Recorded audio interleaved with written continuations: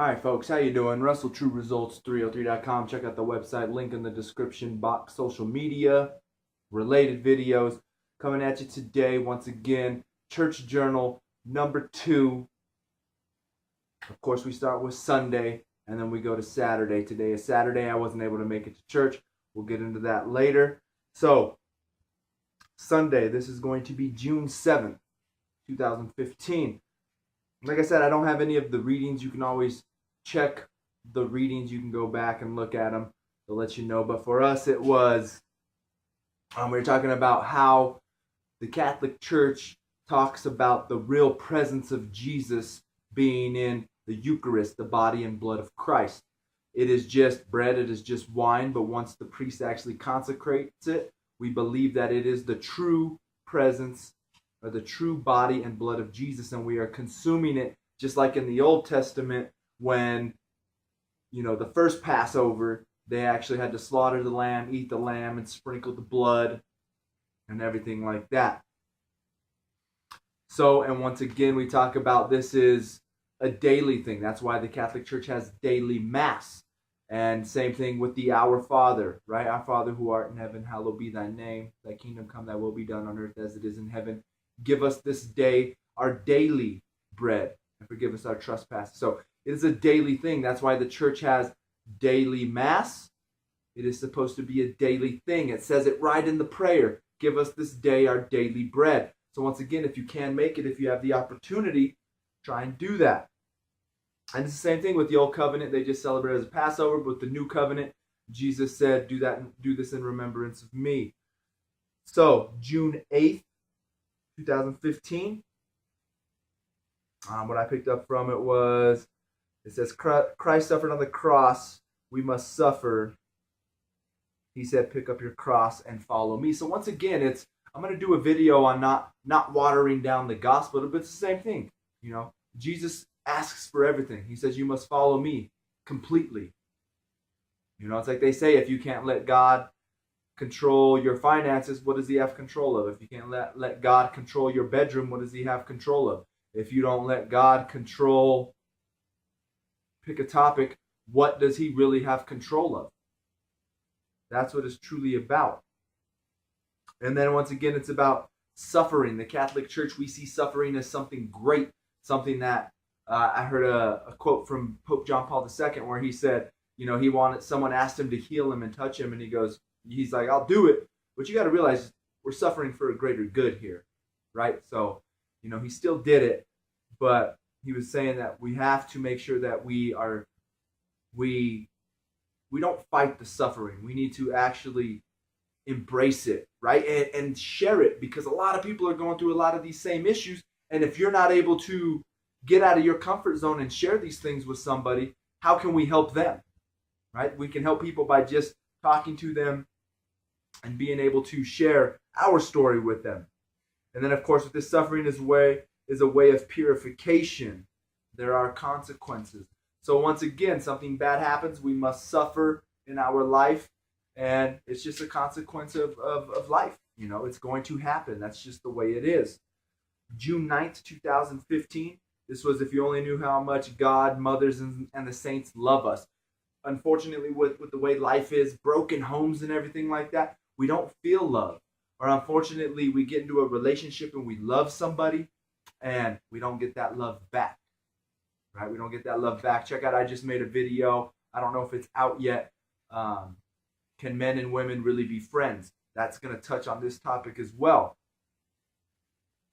And then once again, it just says once we lose that love because we have that hardened heart because someone broke our heart, broken home, anything like that. Once we lose love, that's where we lose faith. If we have no faith, it's most likely because we have no love in our life. These are intertwined with each other, faith and love. God is love, and we must be faithful to God, which means we must be faithful to love. So let's always just make sure that our heart is in the right place. June 6th, the more things change, the more they stay the same. And this one is, it's kind of like they say, there's nothing new under the sun. You just have to reinvent it.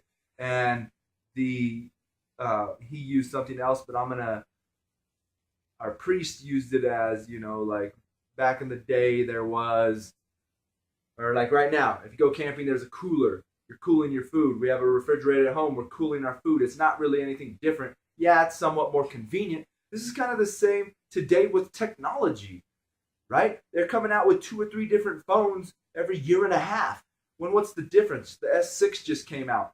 The only thing I've ever noticed that's different, even when you watch these commercials, the only thing that they're truly advertising about these things are the camera, right? So you're gonna drop another $400 or $500 on a phone because it has a nice camera. We need to get out of that concept of we need the newest thing. It's kind of like they say where, we buy a bunch of stuff we don't need to impress people that we don't care about. It's that same concept, right?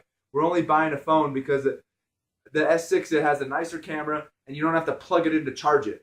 Oh my goodness, because it's so hard to go like that to my phone before I go to bed, besides just laying on a pad, right? We need to get out of that concept. There's really nothing new about it. Let's save our money and let's use it for something more positive in our life, right? And then, of course, he just said we must be willing to change and continuing to grow. That's what it's all about. We must be willing to change. It's not buy something new because we think it's going to make it better. We ourselves have to change. Like we talked about with the love, we have to unharden our heart and be open. And we have to share. That's true change, not something in our pocket. Something in our pocket isn't really making a change in our life. It's actually changing our being, changing ourself, changing our lifestyle, changing the lives of those around us. We must really be able to change the world. That's what it's really about. June 11th, 2015. Apologizing is something that we must do when we are in the wrong. And this one, it was the Acts of the Apostles or something. And there was an argument. They split up, but they were able to actually come back and then make more disciples. And, create more followers. Because, of course, we're always going to make mistakes. But like they say, you need to fess up to your mistakes, recognize them, and then do something to ensure that we prevent them from happening in the future. So we got to make sure that we're doing that as well. Sorry, I'm checking my time on the camera. I've been told my videos are a little too long, so I apologize. June 12th, 2015. Once again, it was we are rooted and grounded in love. God is love. When you're married, you're in love. A lot of marriages nowadays aren't lasting because there's no love in them. There's just lust. And of course, that's why I'm going to do some videos on the dangers of pornography and things like that, and how that can prevent you from truly being able to love when you decide to get in a relationship with a woman, and this false concept of a woman that it gives us. And we're just unfortunately lusting more than we are actually loving. Same thing with these phones. We're lusting after possessions and we're thinking that these are going to make us feel better when really we just need love. We need that true love. And then, of course, he talked about in ancient times, thought came from the heart, not from the head. They always thought with their heart. And once again, it's always thinking about the greater good. How is this going to affect me, those around me? Because we realize, and what the church always teaches is, your sin affects the whole community. It's not just, it's just my problem, I don't have to deal with it. If you have a problem, even if it's something here at home, right? We're taking our problems to work sometimes, making the work environment bad. We're taking stuff out on our children, on our loved ones, on our friends, all because of the issues and the sin and the unfortunate hate that we carry in our hearts. And then it was, the world needs more callous hands instead of callous hearts. We need to hunker down, do what we need to do to be better, and put in work, and not just blame everyone else. We need to actually work and soften our hearts. And then today I wasn't able to make it to church, so I read from the Living with Christ book, and it just says, know the facts before you judge the situation. And for this one, it was kind of when Joseph and Mary went to Jerusalem when Jesus was a baby, and they left, and Jesus snuck off and started preaching in the synagogue to the elders.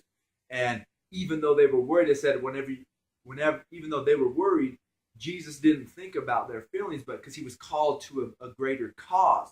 So it's thinking that even though you're hurt because of someone else, what they're doing. We got to make sure that we know the entire situation before we can actually have that, I don't want to say hate, that's a bad word, but it's just before we judge, pretty much, before we take an emotional stance on the situation. We need to make sure that we know everything. And once again, what is that? Communication. Conversate with the person. Get the entire facts. Get all the facts straight before you decide you want to judge and cut off a relationship or whatever the case may be. We always want to make sure that we have all the facts, right?